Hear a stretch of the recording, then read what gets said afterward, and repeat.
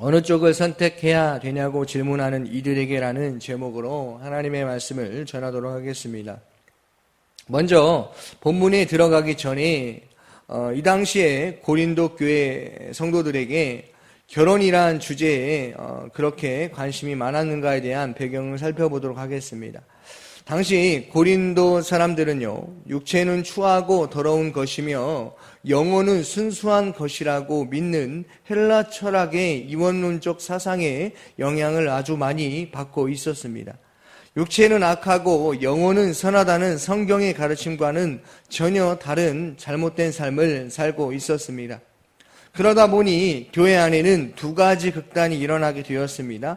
한쪽은 일명 쾌락파로 육체를 어떻게 사용해도 상관없으며 육체는 고깃덩어리에 불과하다는 것이었습니다. 인간의 본능과 육적인 정욕을 만족시키며 사는 것이 결코 나쁜 것이 아니라는 잘못된 생각을 가지고 살았습니다.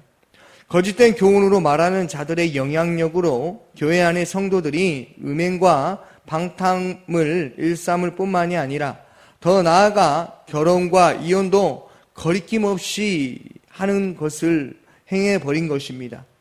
또 다른 한쪽의 극단은 일명 금욕파로 육체는 악한 것이며 육체의 모든 본능과 욕망을 부정해야 한다고 생각했습니다. 그래서 이들은 금욕 생활을 추구하며 아예 결혼조차도 하지 않았던 것입니다.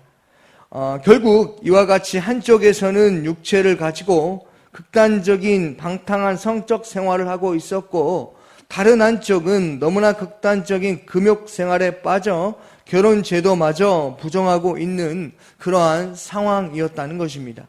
결국 고린도 교회는 결혼 문제를 어떻게 다루어야 하는지 상당히 혼란에 빠지게 되었습니다. 이러한 문제에 대해서 바울에게 자문을 구하게 되었던 것입니다. 그래서 말해주는 내용이 오늘 본문입니다. 몸의 음란을 피하는 방법이 남자들은 여자를 가까이 하지 않는 것이 상책이라고 생각한 것이죠. 반면에 쾌락주의는 여자를 가까이 하라는 것입니다. 몸을 함부로 해도 된다는 것이죠. 오늘 본문은 금욕주의 자들의 질문에 대한 대답입니다. 우리 1절 말씀을 함께 읽어보도록 하겠습니다. 1절입니다. 너희가 쓴 문제에 대하여 말하면 남자가 여자를 가까이 아니함이 좋으나. 아멘. 바울이 이렇게 말한 것은요, 그동안 고린도 교회 성도들 중에 바울의 질문하는 답변을 편지로 써주는 내용이라고 볼 수 있는 것이죠. 이걸 어떻게 알 수 있냐면 현대어 성경에 보면 이렇게 기록되어 있습니다. 현대어 성경 고린도전서 7장 1절 말씀입니다. 이제 여러분이 지난번 편지에 적어 보낸 질문들에 대해 대답하겠습니다. 만일 여러분이 결혼을 하지 않았다면 그것은 잘한 것입니다. 아멘. 그런데 이 말을 오해해서 바울이 그렇다면 결혼을 하지 말라고 강조한 것이 아닌가라는 오해를 불러일으키기도 하지만, 이때 당시에 종말론적 관점으로 결혼을 하지 않고 주님 오실 때가 가깝기 때문에 주님 오실 그날이 가까우니까 그냥 자신의 신앙을 지키며 결혼하지 아니하고 주님을 만날 것을 기대하는 그러한 신앙생활을 하는 사람도 있었다는 것을 우리는 기억해야 합니다. 그래서 바울이 말하는 것입니다. 너희가 쓴 문제에 대하여 말하면 남자가 여자를 가까이 아니하는 것이 좋다, 결혼 생활을 하지 않는 것이 좋다라고 말한 것입니다. 또한 결혼을 해서 신앙생활을 흐지부지하게 할 바에는, 하나님 중심으로 살지 못할 바에는 차라리 신앙을 잘 지켜서 주님을 만나는 것이 훨씬 더 좋다라는 그러한 의미로 이야기한 것이지, 결혼을 하지 말고 혼자 지내라는 것이 아니라는 것을 우리는 알아야 하는 것입니다. 또한 음행을 할 때 음행을 피하는 방법이 결혼하는 것이 낫다고 말하고 있다는 것이죠. 우리 오늘 말씀 2절 말씀도 함께 읽어보도록 하겠습니다. 음행을 피하기 위하여 남자마다 자기 아내를 두고 여자마다 자기 남편을 두라. 아멘. 이 말씀도 현대의 성경으로 보면 이렇습니다. 그러나 보통의 경우는 결혼하는 편이 더 좋습니다. 남자는 아내를 맞이하십시오. 여자도 남편을 맞이하십시오. 그렇지 않으면 음행의 죄에 빠질 위험이 있기 때문입니다. 아멘. 여기서 우리가 주의해야 될 것은 결혼은 음행을 피하기 위해서 수단으로 생각해서는 아니 된다는 것이죠. 결혼은 하나님께서 세워주신 결혼 제도라는 것을 우리는 기억해야 한다는 것입니다. 그러니까 하나님께 가까이 하는 것이 먼저다. 하나님 앞에 신실하게 진실하게 살아가는 것이 먼저다는 것이 더 중요하다는 것이죠. 이 당시에 음행이 성행하고 있으므로 남자마다 자기 아내를 두고 여자도 자기 남편을 두라는 말이었습니다. 사랑하는 성도님들, 결혼은 하나님께서 창조하신 이 세계에 가장 먼저 세운 공동체라는 것이죠. 그것이 바로 가정입니다.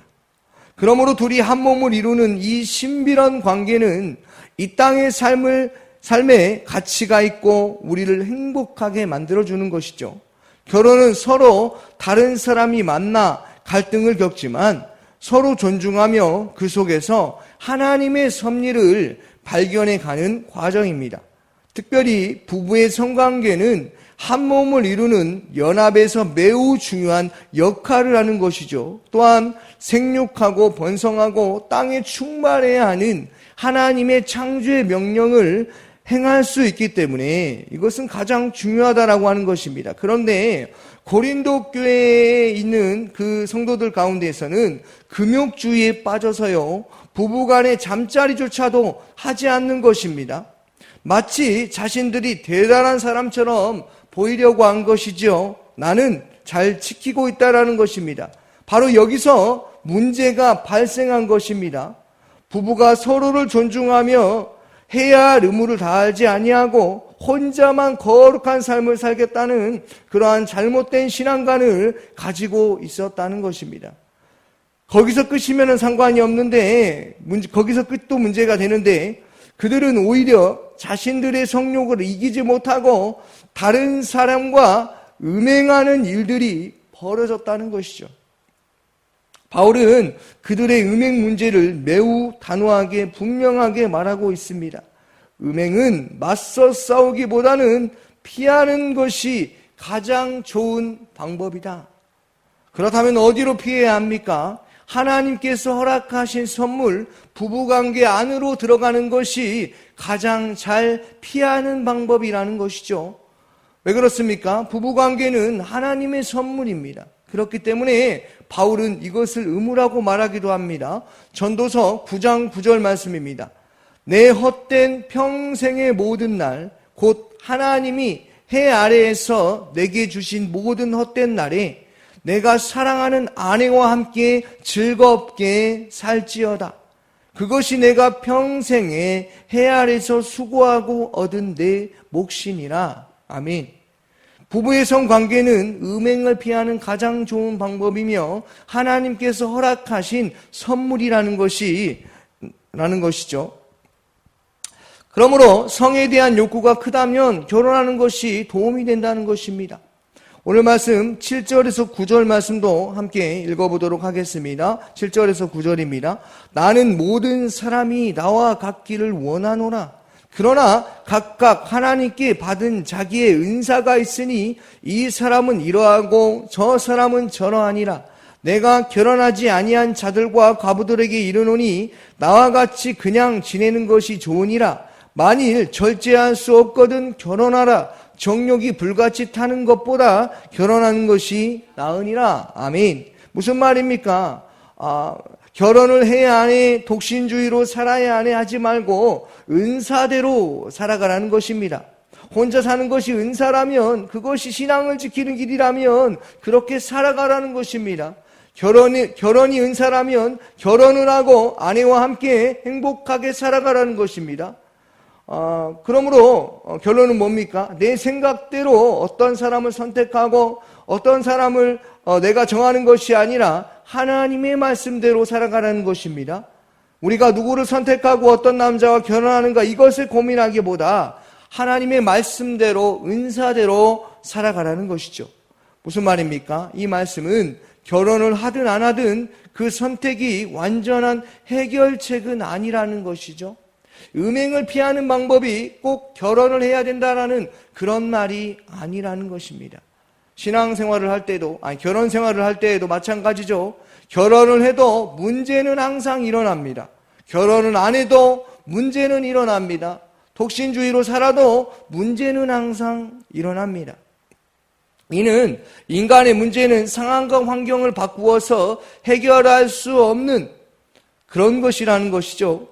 결혼을 해도 독신으로 살아도 문제는 일어납니다. 불을 쌓는 문제, 자녀의 문제, 내 자신의 문제, 남편의 문제, 아내의 문제, 사회생활의 문제, 관계의 문제, 이 문제는 끊임없이 일어나게 된다는 것이죠. 어떻게 해야 문제가 일어나지 않겠습니까?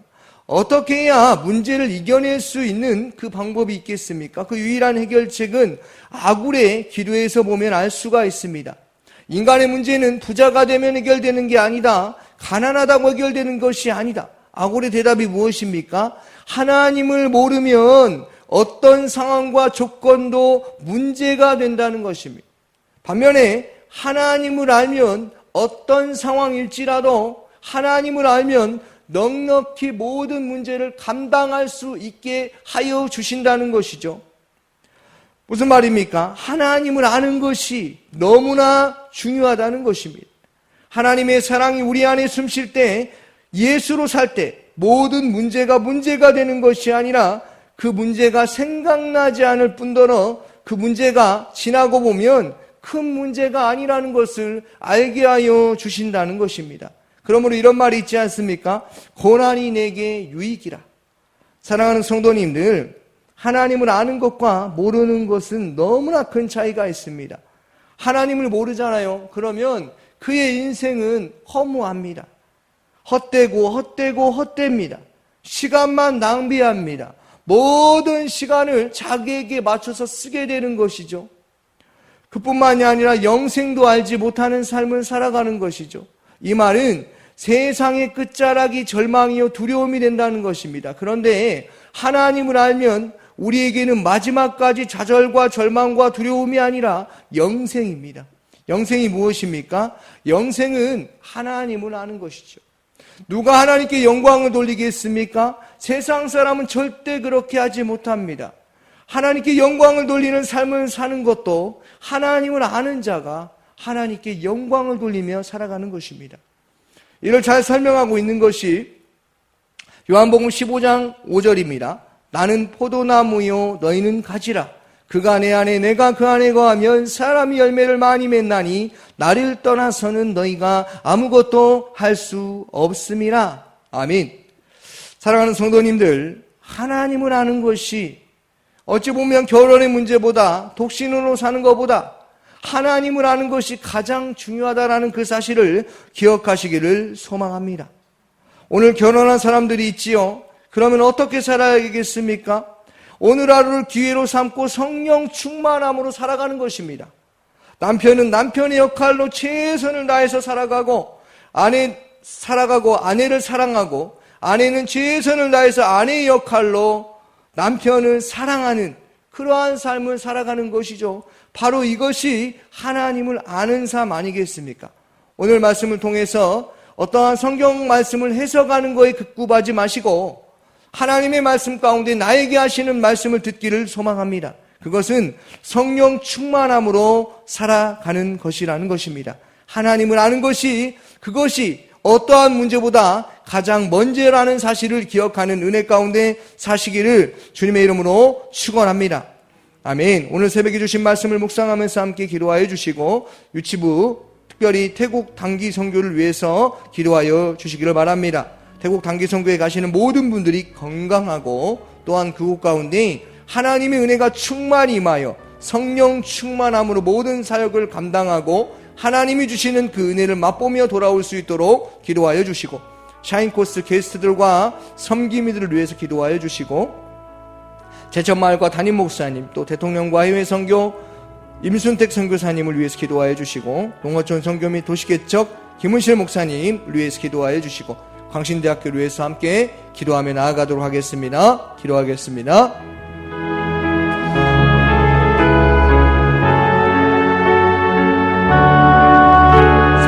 주신 아버지 하나님 감사합니다.